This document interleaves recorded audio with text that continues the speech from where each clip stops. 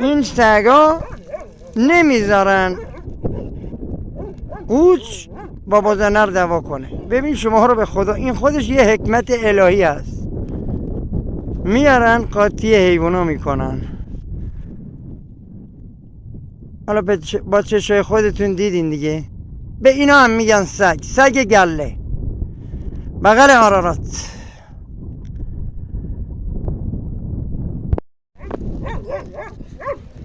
این سگا نمیذارن قوچ با بازنر دعوا کنه. ببین شما رو به خدا، این خودش یه حکمت الهی است.